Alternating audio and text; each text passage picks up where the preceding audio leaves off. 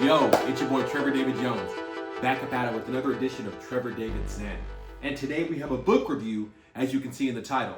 And today's book is The Courage to Be Disliked by Ichiro Kishimi and Fumitake Koga.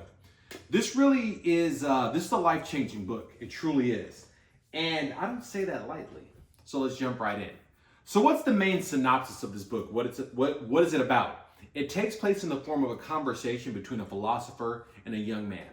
And through this conversation, the philosopher is relaying the ideas of a psychologist named Alfred Adler.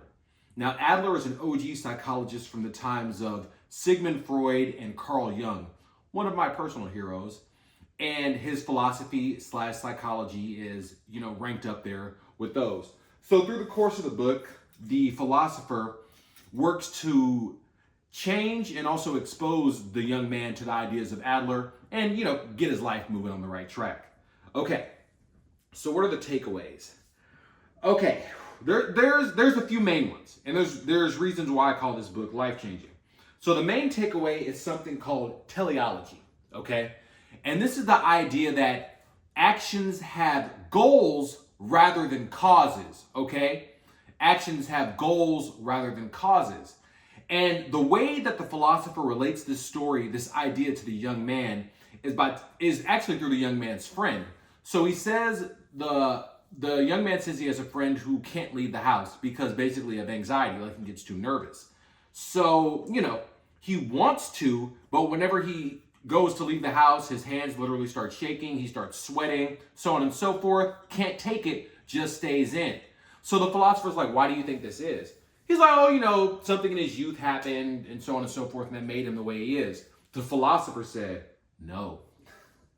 I remember reading this book, I was like, yo, here we go.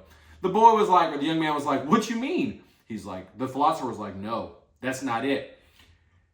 That's assuming that there's a cause. Your friend has a goal. So he's feeling nervous to try and achieve something. The young man is like, what? The philosopher's like, more than likely, your friend doesn't want to go out, so he produces a state of anxiety and or nervousness within himself so that he can stay in. I'm going to say that again. Your friend actually doesn't want to go out, so he's producing a state of anxiety and or nervousness so that he can stay in, so that he can fulfill that goal. The friend was like, yo. I remember reading that and I was like, that's crazy. Because it's one of those things where if you really think about it, it's true. It's true. And it kind of leads into the second case of the book, which is maybe the most controversial. The philosopher, through the words of Adler, brings up the idea of denying trauma, i.e. trauma doesn't exist, okay? Now, especially in our times, I'm a millennial, but also bleeding into Gen Z and Gen Alpha. The concept of like trauma and all this stuff is like, it's kind of in the zeitgeist, like people just think it's like just out there. So this book really puts kind of generational ideas on their head. But I'm gonna tell you something, I agree with him. And the main cause that the philosopher, does to support this idea is saying that the same thing can happen to two different people and they can go on entirely different roads. Like it won't have the same effect on them. And y'all know what I'm talking about, especially if you have siblings and you grew up in like a rough upbringing, a rough household. One sibling may have turned out one way and one may have turned out another way or developed a certain condition or what have you, and the other one didn't. So but you both underwent the exact same thing. So is the cause really what you need to blame? And that's a Freudian idea, is what the philosopher brings up. And also, if things were determined by causes, like determinism, we wouldn't be able to change anything. The outcome would be determined. A rough upbringing means you'll be anxious, or blah, blah, blah, leads to blah, blah, blah. And it would just be that way. Teleology says no. Like, whatever you're doing or feeling, it's lining up with the goal you have. And the idea, the linking idea to that is that you can change. And not only can you change at any given moment, at any given point in time. Okay? This is just in this book, you know what I'm saying? Just in this book. Japanese people, they know what's up. They know what to do. So, deny trauma is the second large and like, maybe even controversial idea from this book, but I believe it. Don't even worry about that. Move forward. Okay. Okay. And that goes into the third like takeaway idea. Rather than trying to quote unquote fix yourself or do all this different stuff, the philosopher says, i.e. through Adler, the idea, what you have to do is accept yourself in that current moment and just move forward, okay? Or take steps forward is the exact term that he uses. That's huge. And the case he uses to relate to the young man of this idea is a female who in his stories has a fear of blushing. So the philosopher's in this cave and a female came to him at some point, a younger, like early 20s, and she said she wanted to, get a boyfriend, to get a man. But she couldn't because she had this fear of blushing, okay? This is very important. It's like one of the premier stories in the book, actually. So she couldn't really get a boyfriend or really feel comfortable around others because being around other people would cause her to blush. And, she would feel embarrassed to the point that, she couldn't like really interact or so on and so forth. So she's like, I have to get rid of this fear of blushing. The philosopher told her, he's like, I know how to do it. She's like, really? Awesome. Like, tell me. He's like, no. He said, because if I took your fear of blushing away and nothing in your life changed, you would come back to me and say, give me my fear of blushing back, but that's beyond my power. Insane. So in the case of the girl, it goes a little bit deeper into it, but the idea is that rather than trying to eradicate your fear of blushing, she just has to accept that at that moment. Even the fact that she can't stop blushing when she goes outside, and just move forward. Go get your groceries, go do whatever you need to do, and you might be blushing, like big time even. Don't worry about that. That's the state that you're in at that particular moment. That ain't got nothing to do with nobody else. And what anybody else thinks of that is completely irrelevant. And that's like when you start getting to the point of the book.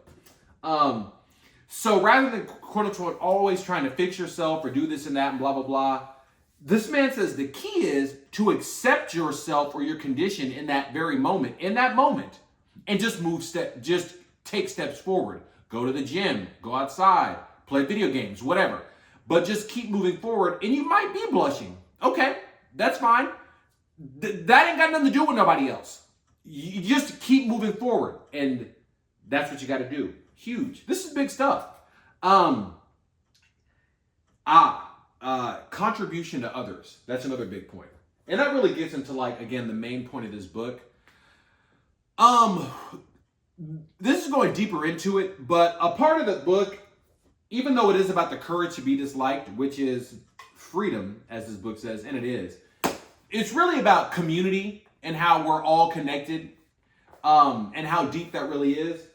So contribution to others is a main point of this book, and I don't really want to give it away.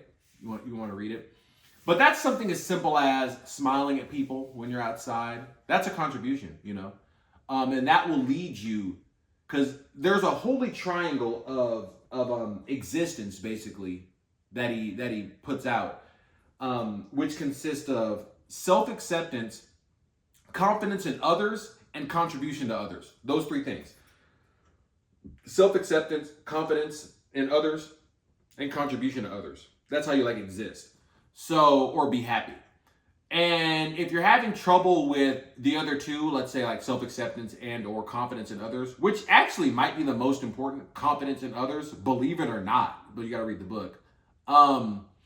If you're having trouble with those, contribution to others is how you keep moving forward. You'll get there. Just when you go out, just like smile at one person. Genuinely, not even trying to get nothing or do nothing, just smile. People, that means something to people. And if you keep doing that, you'll get to where you're trying to go, i.e. happiness. But that'll get you going. So again, if you're having kind of like issues with the other two where it's not as immediate, what will always make sure you're on the right path is contribution to others. So, those are the main takeaways from this book. There's more in here. You got to read it. You know what I'm saying? This is a review. It's not a tell-all. You got to read the book. But those are some big takeaways. So, what's my rating for this book? What's my rating? 5 philosophical discussions out of 5. This is an easy 5 out of 5. It's a life-changing book.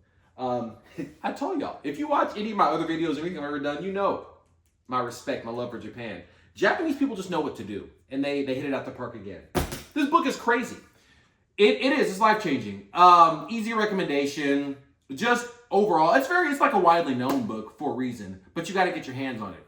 And that's really all I have for today. I said we were going to do a book review soon, and I meant it, and we just did one. So that's it. Hey, it's Trevor David Zen. You know, improvement, peace, love, and prosperity. All that good stuff. You know how we do. I'm going to catch you on the next one. It might be another book review, or maybe some like exercise, tips. We'll see. We'll see how I feel. But I'm going to see you on the next one. Peace.